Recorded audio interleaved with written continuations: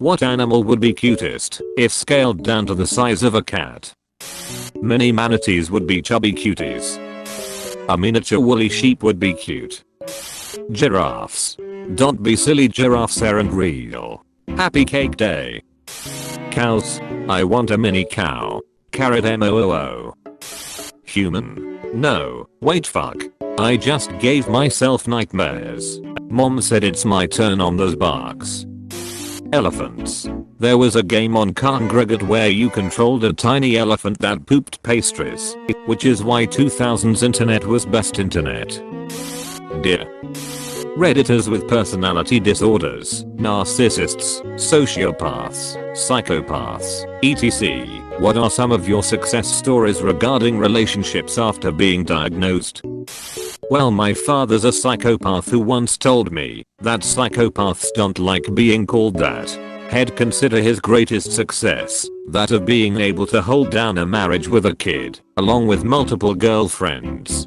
That is very impressive, but not in a good way.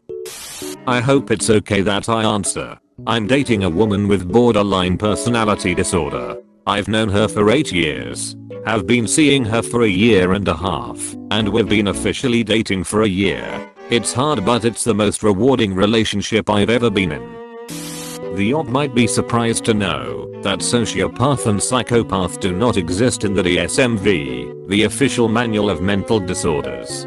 So one is not likely to be thusly diagnosed by a reputable mental health professional. There isn't a social personality disorder, but it doesn't quite mean the same thing. Thank you very much for pointing this out. I asked this question because I frequent relationship subs and these are the labels thrown around, often followed with the advice, run. And I found it daunting that so many people regard those disorders as deal breakers. It is definitely something I will research more. Thank you. I see the purported diagnosis, for instance, narcissistic PD, being thrown around when people really just mean doing mean things. IMHO, one might as well just leave out all the psych speak and say, if people are mean/dishonest to you, you shouldn't date them. BTW, I'm a therapist, and I do diagnose people. In 5 minutes, you won't be able to move for the next 48 hours. What position do you get in? Lay on my side, in bed, facing my iPad with a good box ad running. Netflix 1 hour in. Are you still watching? 47 hours seeing that screen. You can turn that off and have it on continuous autoplay. Box ad plus iPad does not compute, lol. That's how you can tell someone's age. When the time of DVDs and tablets blur. Toilet. Imagine the seat indentation on your butt after 48 hours. Imagine your legs falling asleep in the first 10 minutes. CEO of Google. Nice one. The CPR recovery position. It keeps your airways open. Cool, but which one keeps your butthole open? Doggy style. People of Reddit, which sequels are actually better than the originals? The Road Warrior really shaped the world of Mad Maximum for me more than the first Mad Maximum. I tell people to watch Mad Maximum to get an idea of who Maximum is, but you won't get into who he really is until Road Warrior. Assassin's Creed 2 for sure. For when it was made, I consider it damn near a masterpiece and such a vast improvement over the first game's mechanics, pacing and story. Star Trek 2nd, The Wrath of Khan. Deleted. I always found it fascinating. That is the only trilogy I can think of that is named after the second movie. That's how good that movie is. What about the Shrek 2 trilogy? Star Wars Battlefront 2, 2005, had everything. Winter Soldier. Yes, Winter Soldier was the best Captain America movie. His conflict both over Bucky and what S.H.I.E.L.D. was doing, the tight plot and minimal side plots. Excellent. Impartial to Civil War, but damn if Winter Soldier isn't great too. Thor Ragnarok for sure. Thor Ragnarok was the perfect Thor movie. Loki, Hulk, Valkyrie all perfect. So many great scenes. Where they went from your ancestors called it magic, but you call it science. I come from a land where they are one and the same to what are you the god of again? Even in Doctor Strange, magic wasn't really magic and was an art/science form, hence why Steven was so great at learning it. Now it's gods and straight up magic. What song will you forever associate with a particular movie? Danger Zone with Top Gun. Kenny Loggins had a talent for this. I'm Alright from Caddyshack as well. And the song Footless from that movie about dancing. Lana? Don't You Breakfast Club came to say the same. Before I even read the whole question, it was playing in my head. Oh yeah, Ferris Bueller's Day Off. Chick Chicka Chikara. Think you meant Day Bobo. Johnny Be Good and Back to the Future. Don't forget the power of love. I still love that in the opening scene when Marty is trying out for the talent show, it is actually Huey Lewis who tells him that he is just too darn loud while they are playing a Huey Lewis song, haha, or Mr. Sandman.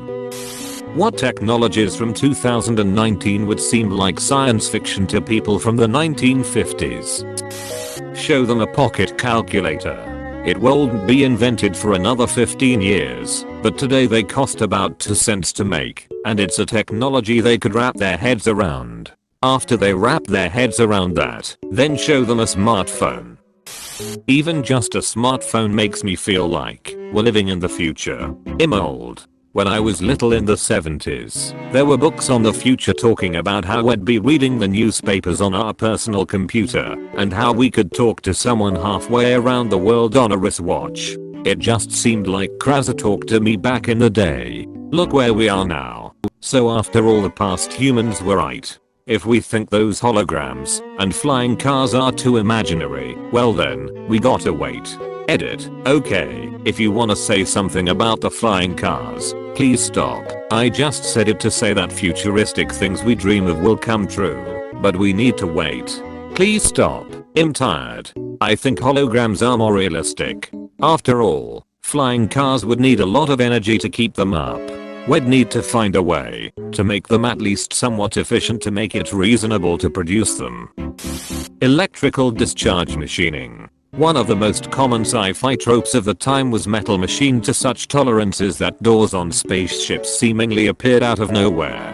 You could also bring something printed on a 3D printer. There are tons of objects that literally can't be made any other way.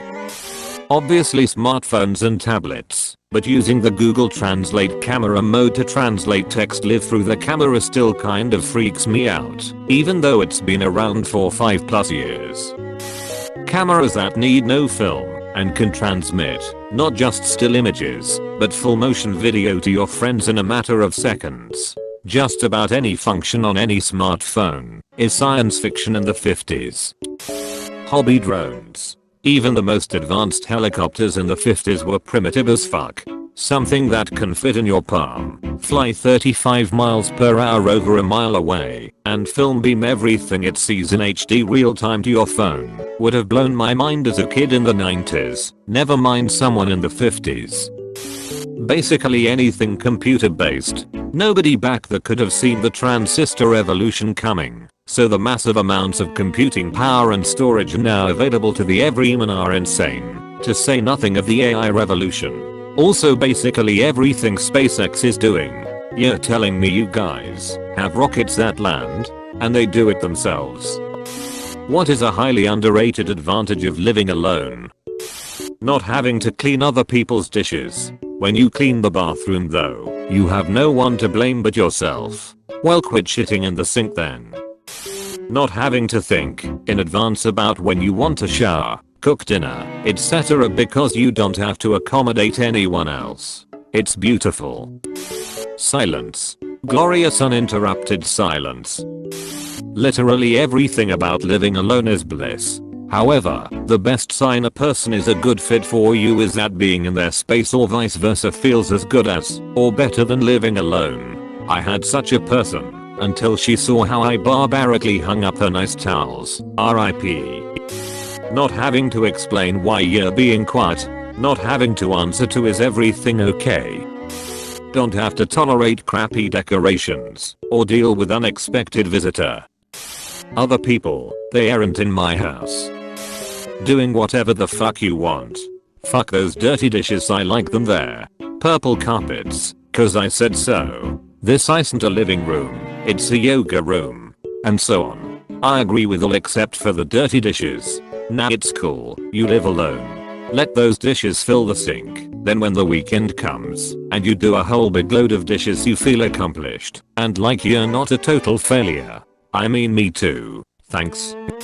A Mexican drug lord offers you $50 million to let him hide out at your house for 3 months. Do you take it or turn him in? Why or why not? Finally, a friend